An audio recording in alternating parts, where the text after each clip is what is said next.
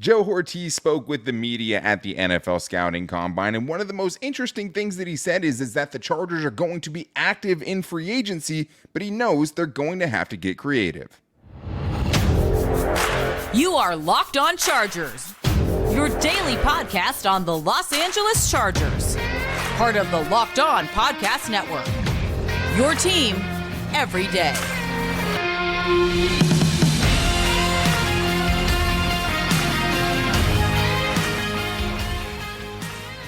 What is up, and welcome into the Locked On Chargers podcast. I'm your host, Daniel Wade, joined as always by my co-host, David Drogemeyer, and we've been covering the Chargers together now for 8 seasons, but this is our 6th year as the host of the Locked On Chargers podcast, bringing you your team every day. Thank you guys, as always, for making us your first listen, and to make sure you never miss the show, go subscribe or follow for free on the Locked On Chargers YouTube channel, and listen wherever you get your podcast from. David, what do we got today? Well, Daniel, the NFL machine never stops, and we are at the Combine, and Chargers general manager Joe Hortiz spoke on several different topics, like being active in free agency, also taking the best player available at 5, which I think is a very sound strategy, and also building depth at running back, which is going to be very important when you have a Greg Roman and Jim Harbaugh offense. He definitely loves his running backs, and if you've watched the Ravens, you would know that well because they love that. But best player available, everyone says it, but I really like the reasoning he gave behind it. But today's episode is brought to you by FanDuel. Make every moment more. Right now, new customers get $150 in bonus bets with any winning $5 bet. That's $150 if your bet wins. Visit FanDuel.com/lockedon to get started. David, Joe Hortiz was all over the place at the NFL Scouting Combine, talking with multiple different people, not just the one roundup with all of the press, but stopping at multiple other shows and things like that as well. And he did talk with CBS Sports, talking about free agency, and he said the Chargers would be active in free agency. And I actually believe him, because I think a lot of people look at the salary cap situation and think the Chargers are going to be dormant through free agency. But the problem is, David, is they don't have enough draft picks to fill all of their holes. So they are going to have to be, active in free agency. And I like the way he said that they're going to approach it.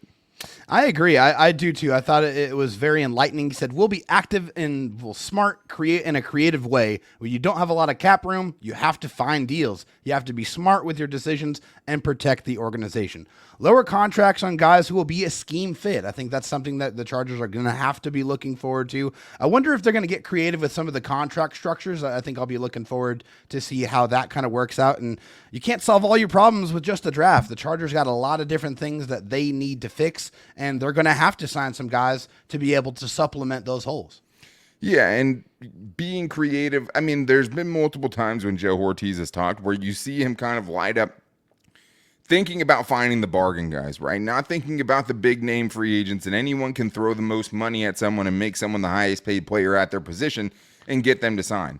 Where the good to great GMs kind of separate themselves is being able to shop in the bargain bin. I mean, if you look at Tom Telesco, right, all of his best signings were the cheap ones. It wasn't the big ones that were good. It was all the cheap ones, right? Morgan Fox, Kyle Van Noy, Bryce Callahan. They helped the Chargers make the playoffs in 2022. Yeah. They probably don't make it without those guys, right? And then you look back through the Casey Haywards, the Andre Roberts, the Patrick Robinsons of the world, right? All of those guys came in on cheap deals and ended up way outplaying them. And for the Chargers, I think that's pretty much the most important thing at this point of the offseason is just how are you going to keep this team competitive with so many free agents that we don't expect back, right? The Austin Ekelers, Gerald Everett's, guys that could price themselves out for the Chargers. How do you replace those guys? Because you have a lot of guys leaving, and we talked about the other day, potentially them not bringing back any of them, right? So how do you fill those holes? Can you find those Bryce Callahans? Can you find those Morgan Foxes to come in and help you stay competitive while you start to try to build things through the draft, which is going to be a process? Because, David, the other part of that's really interesting is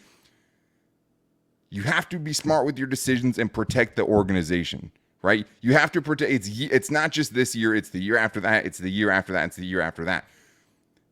J.C. Jackson's, Brian Bulaga, Brandon Meebanes, Travis Benjamins, Chris Harris Jr.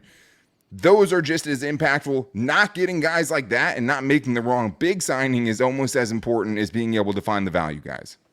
Yeah, and he kind of touched on that when he said, I think we're going to operate that way. I don't want to be reckless with the signings. I don't want to be reckless with not knowing the players with the cap. You got to manage the cap. You have to be cap conscious as you operate. So that's what we're going to do, but you can still be creative and still find good finds and make smart decisions for the organization. And I think that's obviously very important for the Chargers right now, given their current cap situation. Obviously, they're going to have some very tough decisions that they're going to have to make here very shortly, and that's going to really impact how they're going to be able to attack free agency. I mean, I do feel like they're going to go out there and add some guys, but they can't be reckless and throw a lot of money around because they simply just don't have it. So their hit rate needs to be high. They need to find guys that they feel like can contribute, that fit in, and that are going to be tough and physical, because that's going to be kind of the style of football that the Chargers and Jim Harbaugh is going to want to play here.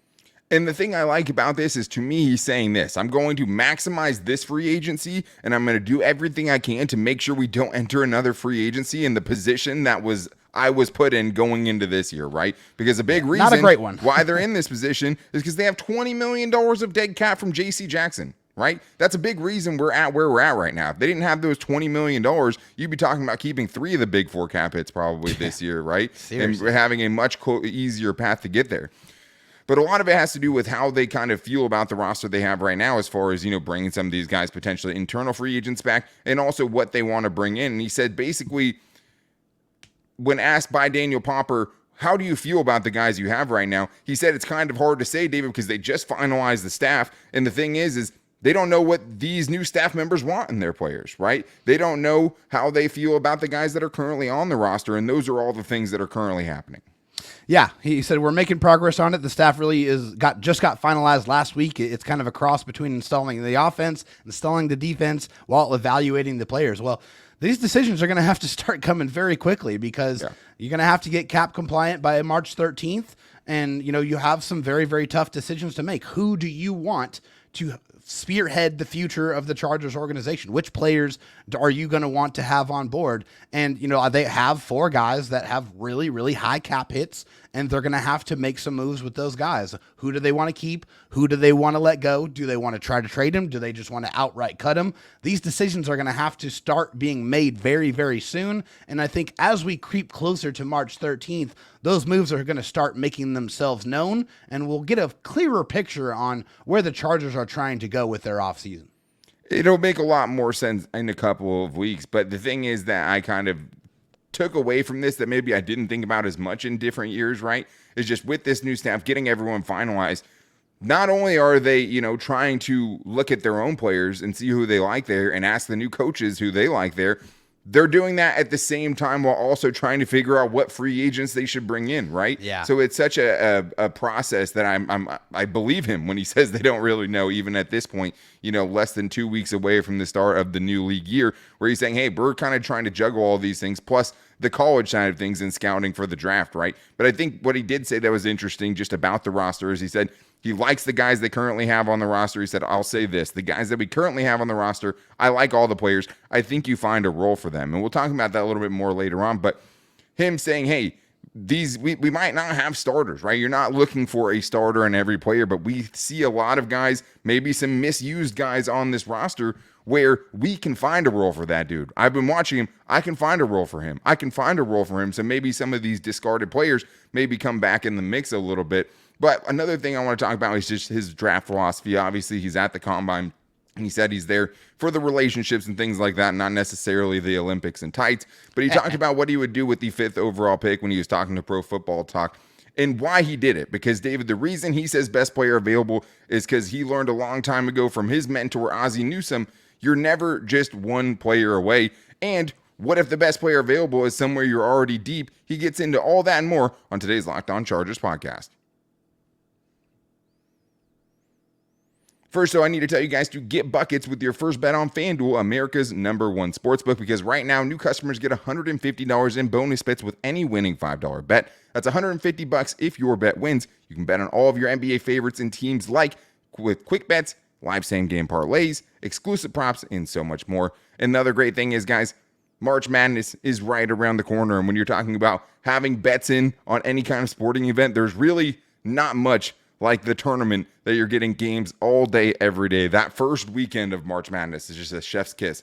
You will be strapped to your chair if you have bets going all day. It's one of the funnest days of the year to bet on any kind of sports. And if you're missing football, there's already some futures on there on FanDuel that you guys can bet just if you're really fiending for that football. Because I know I'm already missing it a lot. And if you want to bet Chargers Super Bowl, you can get that app. Plus 3,000 pretty good odds. Can Jim Harbaugh pull it off? Just visit FanDuel.com/lockedon and shoot your shot. FanDuel, official sportsbook partner of the NBA. I also need to tell you guys that this episode is sponsored by BetterHelp. It can be easy to ignore our social battery and spread ourselves thin, especially with social gatherings picking up after the winter. What's the right amount of socializing for you, and how do you recharge? Maybe you thrive around people, or maybe you need some more alone time. Therapy can give you the self-awareness to build a social life that doesn't drain your battery. And I think a lot of this is just about finding the best ways to use your time, but also finding the things to do that make you feel the best about the time that you spend. Having therapy and having someone who's unbiased on your life be able to help you with that and make you feel like you're getting the most out of your days and keeping up with all the relationships you need, that's something that therapy is great for. So if you're thinking about starting therapy, give BetterHelp a try. It's entirely online, designed to be convenient, and you can switch therapists at any time for no additional charge. Find your social sweet spot with BetterHelp. Visit BetterHelp.com/lockedon today to get 10% off your first month. That's BetterHelp, HELP.com/lockedon.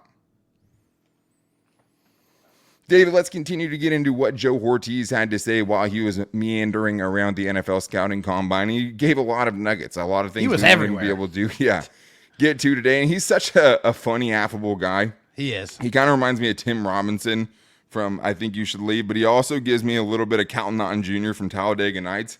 So I mean, as far as like his voice and his delivery and things, like I could listen to him talk all day. He doesn't sound like, I mean, Tom Telesco is kind of a robot, right? Very definitely robotic answers. It's like, Joe Hortiz has just some personality. A dude who was a long-time traveling scout, a dude who loves football and probably never thought he would get to where he is today, right? And is super kind of humble about it. But love it. He was talking about taking the best player available with the 5th overall pick. And it seems like it's so cliche, but I did like what he had to say about it, because basically what he's saying is just this.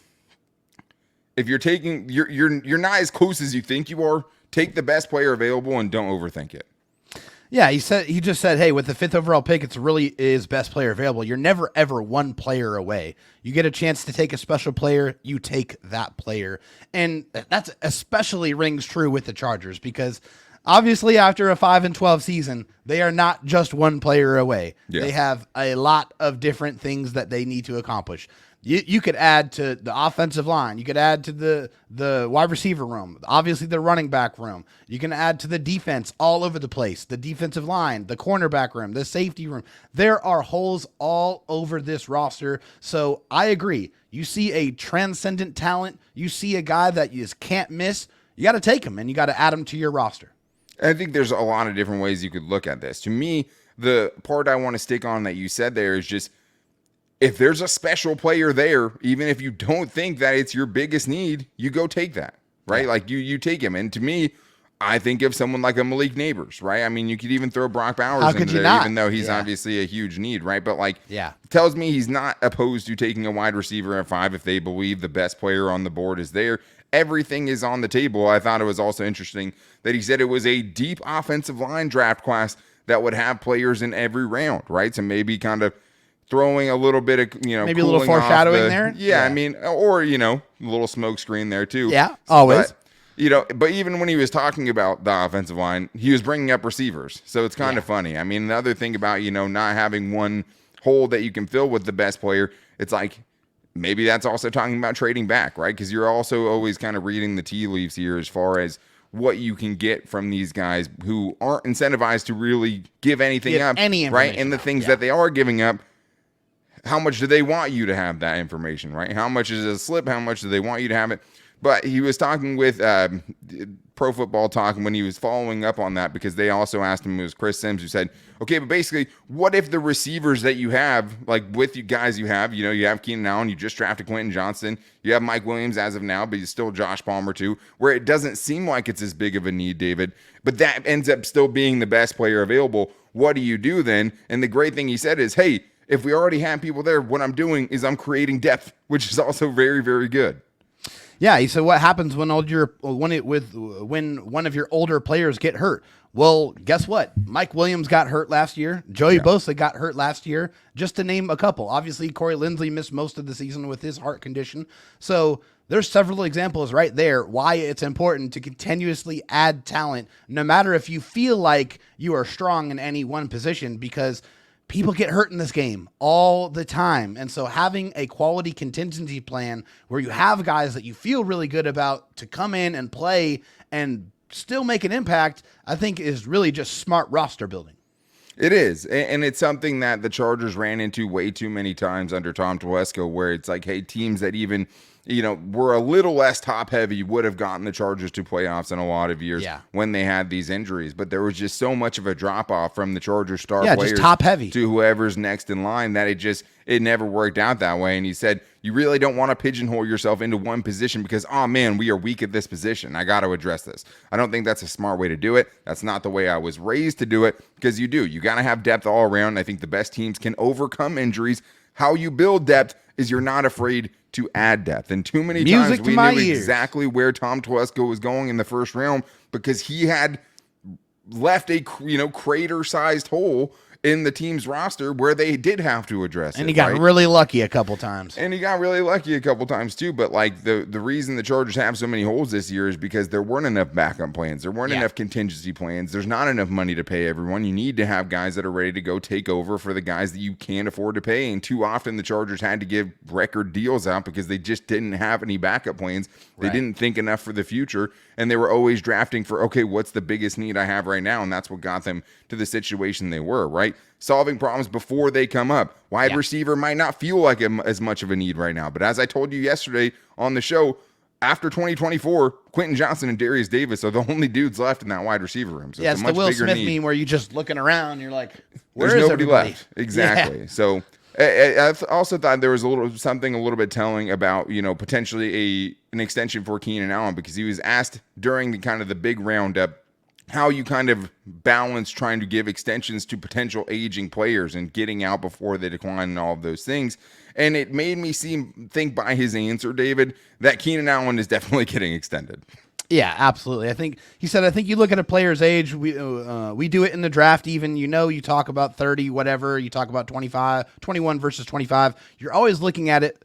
Also have to look at the production that they have had and that you expect them to continue to have. I think those are all things that you have to weigh.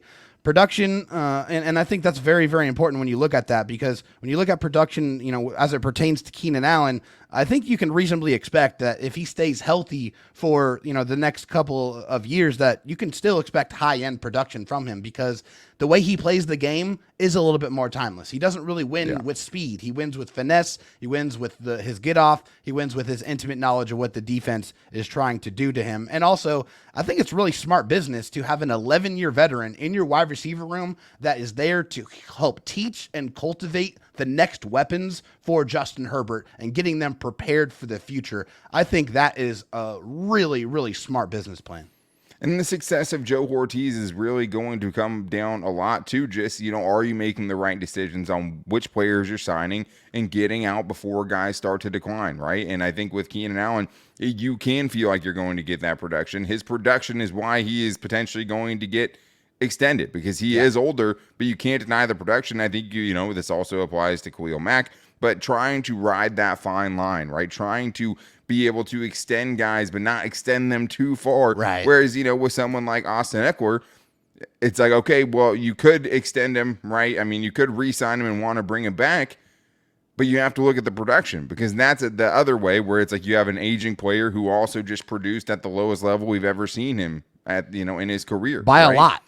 So it was interesting because he was very non-committal about Austin Ekeler when he was asked about it, but he did get to talk about, okay, well, when you have potentially Austin Ekeler leaving, what does that mean for Isaiah Spiller? And it was really interesting to hear him basically say, like, hey, just because you were discarded by the previous regime doesn't mean you're not going to have a chance with us. And then I think Chase Daniel kind of really came in over the top when talking with Justin Herbert, who we'll talk about that conversation tomorrow, when he said that he thinks Austin Ekeler is looking for a fresh start. So we're going to get into that and much more on today's Locked On Chargers podcast.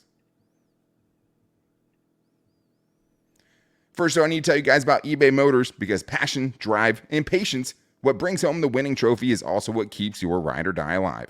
eBay Motors has everything you need to maintain your vehicle and level it up to peak performance, from superchargers, roof racks, exhaust kits, LED headlights, and more. Whether you're into speed, power, or style, eBay Motors has got you covered. With over 122 million parts for your number one ride or die, you'll always get exactly what you're looking for. And with eBay Guaranteed Fit, your part is guaranteed to fit your ride every time, or your money back, because with eBay Motors, you're burning rubber, not cash. With all the parts you need at the prices you want, it's easy to turn your car into the MVP and bring home that win. Keep your ride or die alive at ebaymotors.com. Eligible items only. Exclusions apply. eBay Guaranteed Fit only available to U.S. customers. David, let's get into the rest of these comments from Joe Hortiz, especially how he feels about the running back position and kind of what the plan is going to be. Also said didn't feel like they needed a veteran running back potentially, which I think we can glean something off of. But the actual biggest news probably came from Chase Daniel, because he was talking with Justin Herbert, and Justin Herbert's fired up about Jim Harbaugh taking over. We'll talk about that on tomorrow's show. But I do want to tell everyone to make sure they're checking out the first ever national 24/7 sports streaming channel, Locked On Sports Today, covering all national sports the only way that the local insiders know how to do it, that only Locked On can provide. So make sure you guys go subscribe to that. But Chase Daniel on his podcast, Chasing It with Trey Wingo, was talking with Justin Herbert and, ended up talking about Austin Ekeler. And what he said was very interesting, David, because I think we all kind of, didn't like Austin Ekeler's chances to be back with the team. But when he was talking about it, he said he talked to Austin Ekeler, and the vibe that he got was that he was looking for a fresh start. Yeah, I mean, I think that's not really that kind of surprising to me, just given all of the issues that Austin Ekeler has had with the contract dispute, with him asking for, the ability to go seek out a trade, and, obviously not really getting the compensation that he wanted, and them having to kind of settle for the incentive-based, Sure. Them stuff. giving him a little pay raise last year, but nothing. Right, extended. nothing anywhere close to what he wanted, because, and he's still not going to get that now, right? Yeah, and he's definitely not going to get that now after the year that he just had, which, it does suck, because I'm sure there was a deal on the table that, was probably going to be comparable to, what, he was going to get. And now, who knows what he's going to get, because he's getting towards the age of 30, and he's coming down one of the worst years of his NFL career. That's true. I mean, like I said, Joe Hortiz was very noncommittal. He was asked about Austin Ekeler multiple different times, and he didn't really have anything to say about it. And he said, to me, it felt like it feels like the team is going in a different direction. It feels like Austin Ekeler is going in a different direction. And one thing that Chase Daniel brought up is that maybe Austin Ekeler's team and Austin Ekeler himself maybe might have been upset by new offensive coordinator Greg Roman's comments about the Chargers not having a good run game, and that being a reflection on him. But guess what? Like, even without Austin Ekeler's individual struggles, like, the Chargers run game hasn't been consistently good in a long, long time. Is that all Austin Ekeler's fault? No. Was he part of the problem last year? Yes. Yeah. And he's also one of the best Chargers running backs in recent memory. And all of those things can be true at the same time. But when he was asked about the running back position and kind of the future of it, this is what I thought was interesting, because the reporter asked specifically if they felt like they needed a veteran running back, right? Which I thought, okay, you think of a lot of the big names that are out there, right? Do they feel like with only Isaiah Spiller in that room now, do they need a veteran running back? And the first thing he said was no, David. And he feels like, hey, there's a lot of different ways you can address a position without necessarily having to go get an expensive guy there. Yeah, no, and I mean, I think that's definitely true. I mean, especially when you look at the running back position, and positional value is always something that's thrown out in excess when it comes to the running back position specifically, and all of the different places that you can find a running back. You don't need... When Joe Hortiz, he also said, David, like, this is a guy who very much values the running back, right? So even though he's saying he might not be a veteran, this is not a guy that underappreciates the running back position. No question about it. You said running backs are important for an offense. I truly believe that. I've been in Baltimore for 26 years, and running backs were extremely important, and certainly in Jim's offense and Greg's offense, it will be. And we know that for a fact. We know that Jim Harbaugh and Greg Roman want to run the football. They have made no bones about that. They want that to be a figure in their offense. They want that to be one of the spearheads of what they're trying to do. They want more balance. They want a more effective run game so that they can play action off of that. And obviously the Chargers have not had a good running game in a very, very long time. So getting that aspect, getting that element of your team right, I think is crucial to the Chargers' success going forward. When looking for a running back, he said this, right? He said, no, I don't think you need a veteran. I think you just want to find the best players for the team. Young, old, it doesn't matter. Vet, in between, cap cut, guys released. You can find success everywhere with players. Waiver claims, sign them off a practice squad. 8-year pros come in to give you the last couple of years he's got. I think you find the fit in the player with the right mentality, and you go from there. So you can find values on players like that, right? And I think, what it also told me, too, was just like, they feel like a rookie running back could potentially lead this room. Like, they're not opposed to their starting running back coming out of the draft was kind of something I kind of read between the lines here, where it's just like, hey, you don't have to be a veteran, a big name to come in here and start for us, right? You just have to be the right fit. Where that comes from doesn't matter. But he was asked specifically about Isaiah Spiller, as far as with Austin Ekeler being a free agent, what does that potentially mean for him? And I thought he gave a great answer for it, David, because to me it was more all-encompassing, not even just about Isaiah Spiller, but the general theme of it was this. It didn't matter where you ended last season. It matters what you're about to do with us right now. To me, which means we're not discarding you. If you were in the doghouse with Brandon Staley, it doesn't mean you're in the doghouse with us, and you're going to have an equal opportunity to go find your role in this offense and go earn it. And I really love to hear that, honestly, because I do feel like there were some guys that really didn't really get any kind of real substantial opportunities. And Isaiah Spiller, I think, is chief among them. He said the guys that are currently on our roster, they have an opportunity. Whether Austin's back or not, they have an opportunity to go out and prove themselves and grab a share of the offense, grab an increased role, and that's what we want for them. And I think one of the best things that could have happened for Isaiah Spiller is the new regime that came in, so that they can come in with fresh eyes, no biases, and go and see if Isaiah Spiller is a guy they feel like could work in their style of offense. It definitely seems like he's the type of running back that could work in their offense. He's a guy that's physical, that can run in between the tackles. It's a little bit of a bigger running back, and he did not really get any type of opportunity, any type of real substantial opportunity to show what he could do, spare 5 or 6 carries here and there. It's just, as a running back, it's impossible to get into that, type of rhythm that you need to feel comfortable, feel warm, like you're in the game and you're, wanting to contribute. So I think for him, getting this opportunity is going to be something that he's going to have to really take advantage of. And hopefully he can put his best foot forward and go out there and get a part of this Chargers running offense. A former guest of the show. I mean, hopefully he becomes great so he can kind of undo the curse that's been laid upon anyone who comes on our show who's a player. The Quentin Johnsons of the world, the Isaiah Spillers of the world. Deion Henley, we just basically got him benched, right? You just never saw the flip. But that was an important part of it, too. Every player on our roster, regardless of their status ending the season, it's what you were doing going forward. So Isaiah Spiller might not play in 2025 or in 2024. He might not be able to earn a role, but it's not because of what happened last year. It's all on what he's able to do from this point going forward. And I think it spans even further than that, because I think if you're Deion Henley, this is a comment you want to hear, right? Yeah. JT Woods even, right? I'm not going to say, hey, that he's going to go be something, but I do think it's a great message for all these guys who didn't get told happy birthday, right, by Brandon Staley. If you weren't in the birthday club, you have a place here on this roster, and you're going to be given every opportunity to go and earn your role with this team. What did I say, a couple weeks ago, David? Yeah. One of the things I like the most is the vibe I've gotten. Best players play. Yeah. Not the best names play. I love it. And too often in the past, it felt like the biggest names were going to play. The names that were drafted very highly by this organization were going to play, whether they deserved it or not. Whether that was pressure from John Spanos, whether that was pressure from Tom Telesco to try to show, hey, these are my draft picks. They are better. You're not using them right.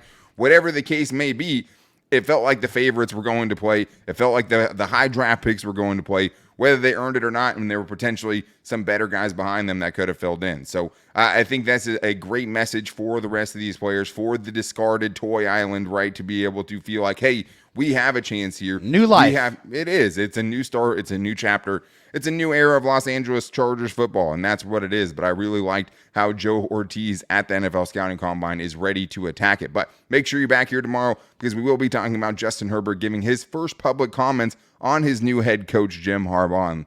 He says he is fired up. He's also very excited, very, very excited that Shane Day is back in the building, and that makes me excited. And also wants to become, maybe a little bit better of a vocal leader under Jim Harbaugh. We have so much more on tomorrow's Locked On Chargers podcast, and to make sure you don't miss it, go subscribe or follow for free on the Locked On Chargers YouTube channel and listen wherever you get your podcast from. We also might pair that with a fan mail show tomorrow, so if you guys want to get your questions in, you can hit us up at Locked On LAC, where we'll put a post out. You can hit us up in the comments of the YouTube. You can also hit us up on Instagram at Locked On Chargers and our Locked On Chargers Facebook page.